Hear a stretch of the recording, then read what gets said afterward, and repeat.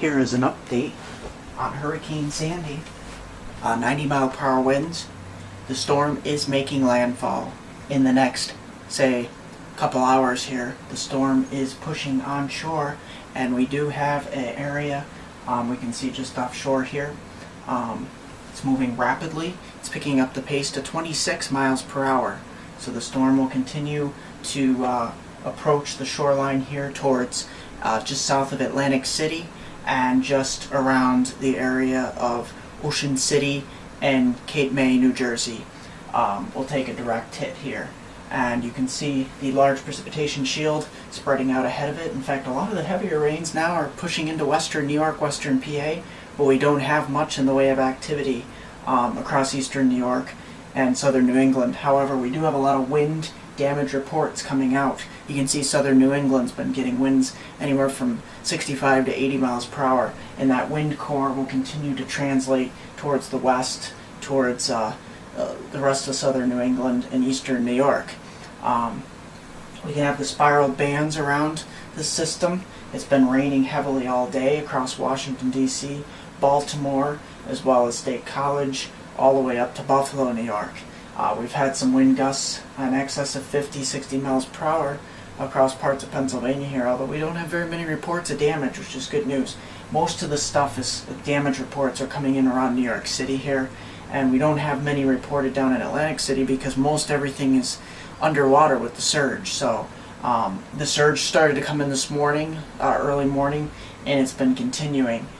There's a lot of storm surge from just south of Boston, Cape Cod over here, all the way over to Rhode Island, and Long Island, especially the eastern tip of Long Island, extending along the south shore of Long Island here, New York City. We got water coming in on the just to the south here, and of course down towards Atlantic City. Most areas are experiencing a surge anywhere from 9 to 11 feet, with some amounts reported upwards of 15 feet.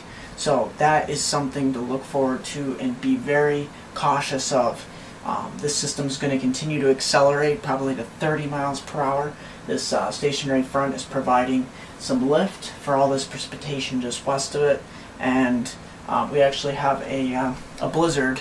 Blizzard warnings are in effect in western Virginia and West Virginia here for almost up to 2 feet of snow, most likely across elevations of 2,400 feet or higher. In the valleys it'll just be a heavy rain, or heavy cold rain.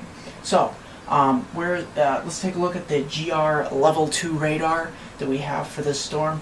You can see the eye coming onshore just near Ocean City, and we have it extending down towards Cape May here, and the eye is going to continue to make it onshore here.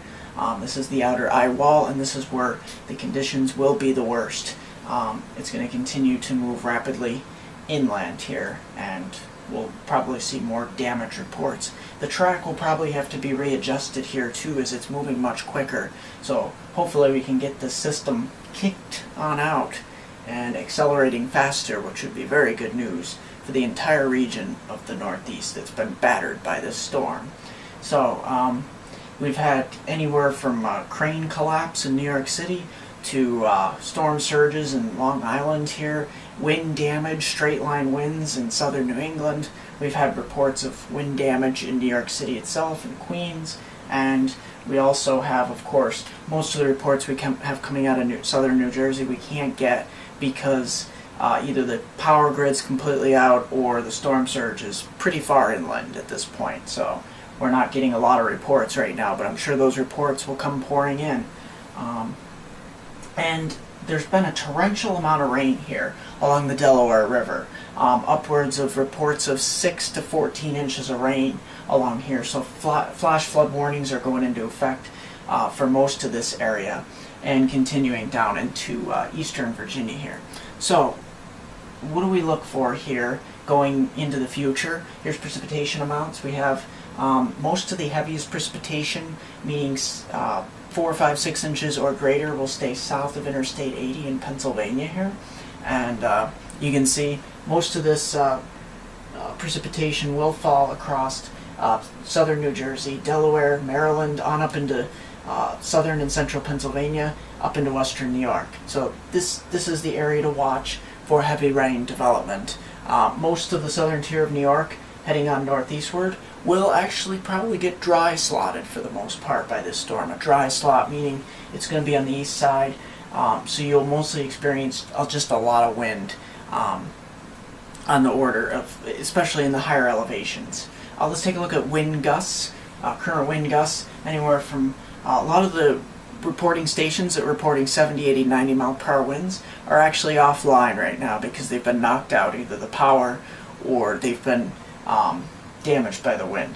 But here's the thing, we still have operational many of our wind reporting stations, and we have anywhere from low 60 mile per hour winds, mostly reporting from just south of Boston over to Providence, Rhode Island, down along the coast here, and continuing just east of the nation's capital in Baltimore, where we also have wind gusts of 50, 55 miles per hour in this region. A lot of rainfall and flash flooding reports going on here in eastern Virginia, Maryland, and southern New Jersey, and southeastern Pennsylvania here, where rainfall amounts are coming in. This is where most of the heavy rain is going to fall, right on the west side of this eye here, and it's going to continue inland here. So that just about does it for this segment. I will periodically do updates here on Hurricane Sandy, which we're going to call SuperStorm Sandy, because it's officially a hybrid system. You can see it pretty much looks like a hybrid system. Look at the satellite picture. Here's the visible,